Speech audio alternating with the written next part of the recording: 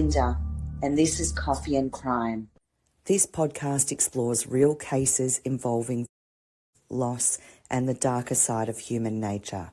Some details may be confronting. Listener discretion is strongly advised.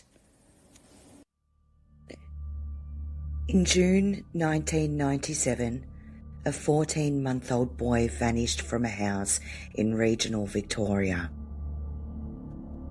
By sunrise, police were looking for him.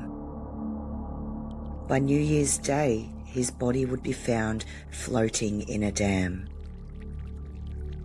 And by the end of the case, the man who had been caring for him that night would walk free.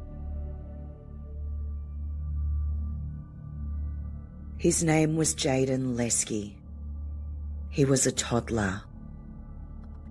And whatever happened to him happened inside a window of only a few hours.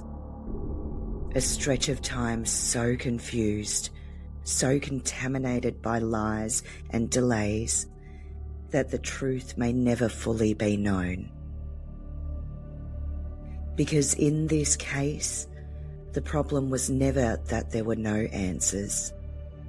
It was that there were too many possibilities and not enough proof to pin any of them down.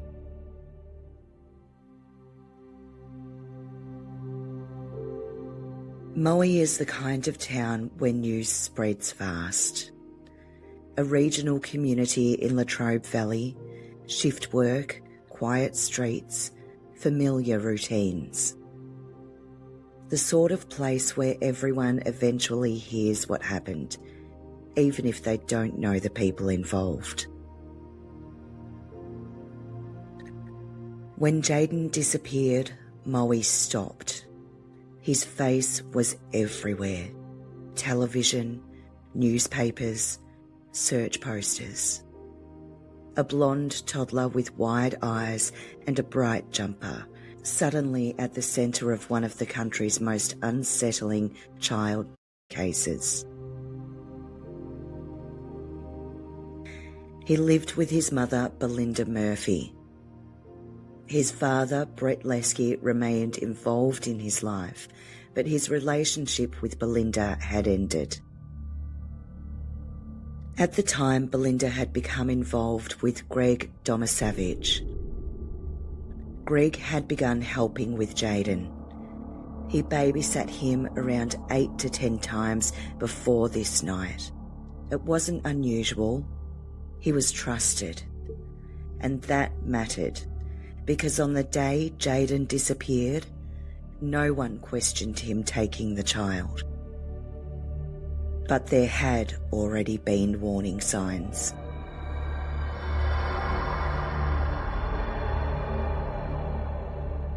Greg was known to be unpredictable around Jaidyn.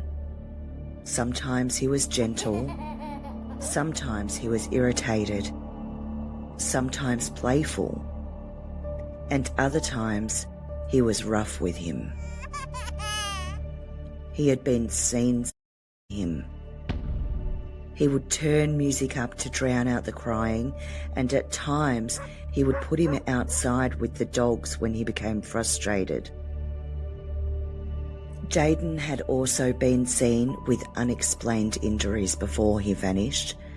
Bruises, scratches, marks that were noticed, spoken about, then absorbed into the background of everyday life. No one knew then that those details would matter later. Saturday, 14th of June, 1997 began normally. No emergency, no sign that anything was wrong, just an ordinary day like any other. Greg offered to take Jaidyn for the day, so Belinda packed some clothes, nappies, food, and a dummy into a bag. At around 2 p.m, Greg dropped Belinda and her daughter at her sister's house, and then he drove away with Jaidyn. That was the last time anyone except Greg could say that they saw the child alive. That was the single fact that sat at the centre of everything that followed. Greg took Jaidyn back to his house on Narrowcan Drive. The rain had started. The weather had turned cold. Greg spent the afternoon working on his car while Jaidyn moved around the backyard. He said that Jaidyn had played near the dogs and that he had got wet in the rain.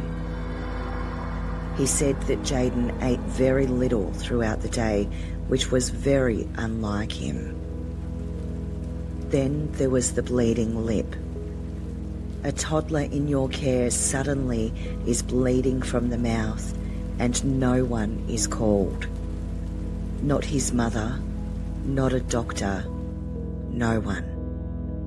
Just another unexplained injury added to a child who had already had too many. As daylight faded, the timeline became strangely quiet. Greg made phone calls. He spoke casually. There was no concern, nothing about an injury or to suggest that there was anything wrong. Later, Belinda tried calling to check on Jaidyn. She rang over and over, but there was no answer, no explanation. 15 to 20 times, and still nothing. Eventually, she heard from Greg, and what he told her was disturbing. He said that Jaidyn had burnt himself and that he had taken him to the hospital. Belinda panicked and asked to be picked up.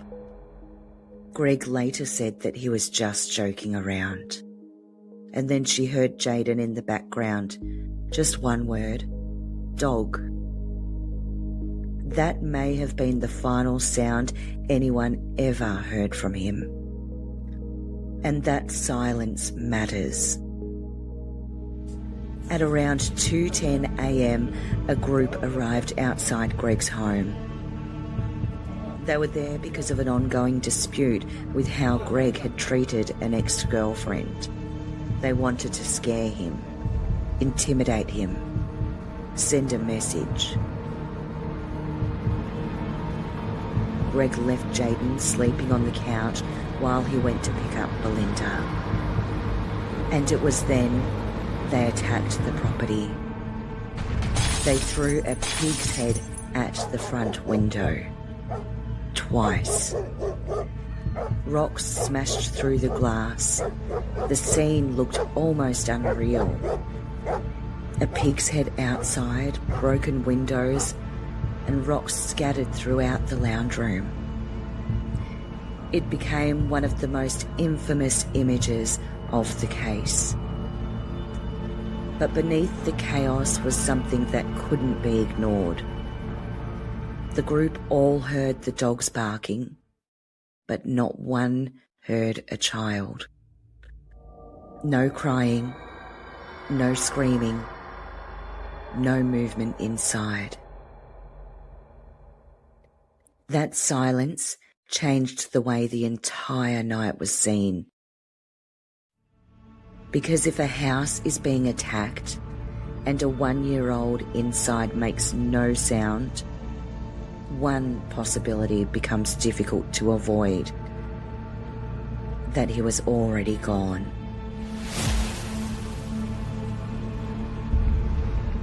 Greg brought Belinda back to his house and they saw it immediately. Broken windows, rocks, the pig's head outside. The scene was chaotic. Greg walked inside and noticed that Jaidyn wasn't there. But he didn't tell Belinda that Jaidyn was missing. He told her something else. That Jaidyn was in hospital. A lie. A direct lie before police had even been called. That statement would become one of the most damaging details in this case. Because if a child is missing, why invent another story first? He then takes Belinda home and the timeline disappears. At around 5 a.m, Greg woke Belinda. This time, he admitted the hospital story was false. He told her someone had taken Jaidyn, and only then did they go to the police. Quick pause here. If you're enjoying these deeper case breakdowns, there's a full extended membership version available through the website. That's where I go beyond the main narrative into structure, timelines, decision points, and the investigative layers that don't always make it into the public cut. It's all linked in the description if you want to go deeper. All right, let's get back into it. But by then, the night had already moved on. The police asked questions. They needed a timeline. But from roughly 3 a.m. until 5 a.m, the story fractures. Greg gives different explanations. He said he drove around. He said he looked for Jaidyn. He said he went elsewhere. But none of it gave a clear account.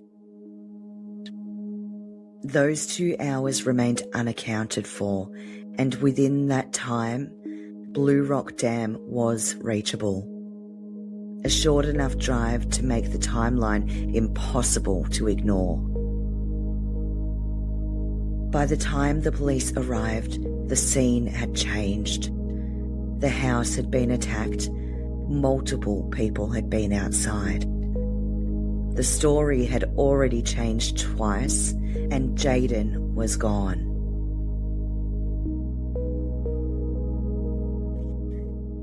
Police launched a major search. At first, they were looking for a missing toddler. That distinction matters, because the first hours were not treated as a whole. They searched creeks, roads, bushland, nearby properties. The SES joined, and volunteers came from across the region. Moe became a search zone. Helicopters, police dogs, roadblocks, and the image of Jaidyn spread across Australia. As days became weeks, fear settled in. Jaidyn still hadn't been found. No reliable timeline. No explanation that made any sense. The atmosphere in Moe began to shift. At first, people believed Jaidyn would be found alive. The community held on to the idea that a child has wandered, that someone has taken them and will abandon them safely, that there is still time. But as search teams returned day after day without finding anything, that hope began to fade. Police moved through farmland and bush, drainage channels, creeks, the edges of roads.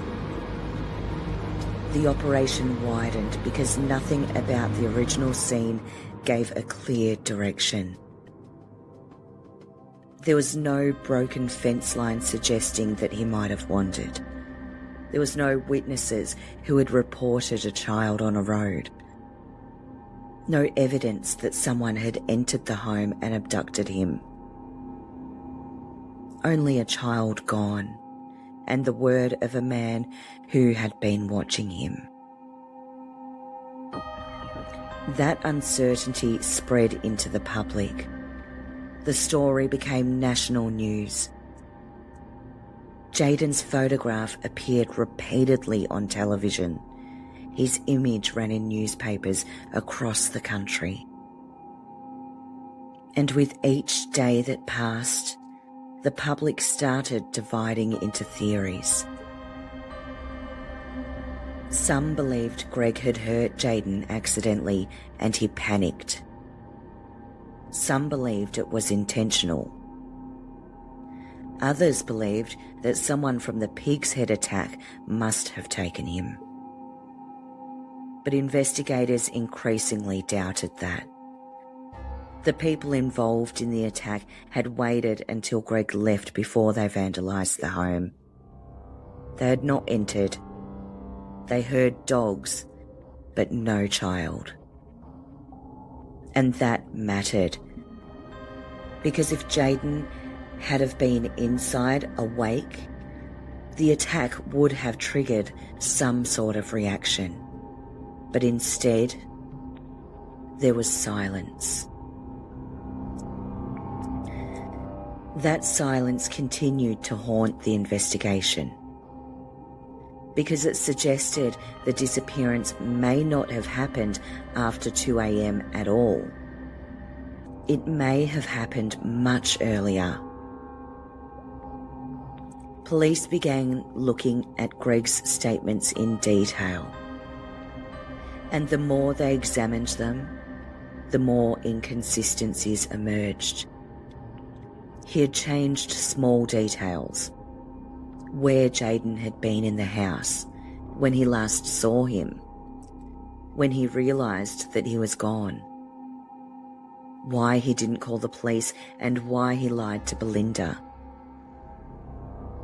But each change on its own was not enough.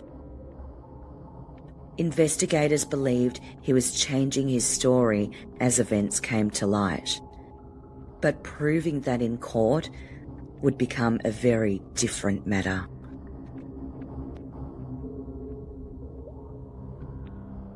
By the time Jaidyn's body was found in Blue Rock Dam on New Year's Day, public attention was already intense. The discovery turned that into absolute outrage, because it confirmed what many had feared. Jaidyn had not wandered. He had been,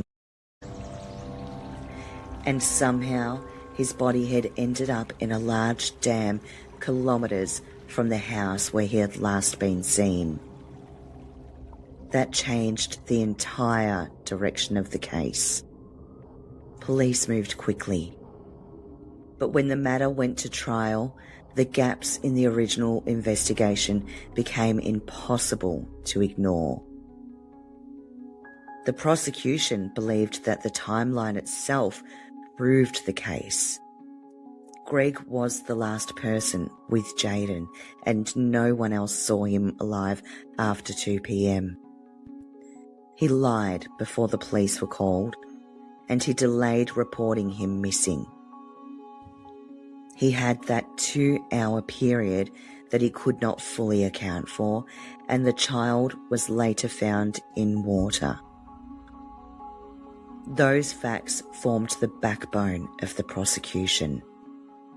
They argued that even without a direct witness, the sequence pointed to only one conclusion: that Jaidyn had suffered injuries while in Greg's care, that he was removed from the house before dawn, and that the later stories about hospital and were attempts to conceal what had happened. But the defence attacked the investigation itself. The house had not been fully fingerprinted. Critical clothing had not been forensically examined. There was no definitive reconstruction of when Jaidyn entered the dam, and the post-mortem could not establish a precise time of death. They argued that every important assumption in the prosecutor's case still depended on interpretation, not certainty. And in a criminal trial, certainty matters. The jury heard about the wet wallet. They heard about the wet money under Greg's mattress, the changing statements, the unexplained gap. But they also heard how much of the case relied on inference. No witnesses saw Greg Jaidyn.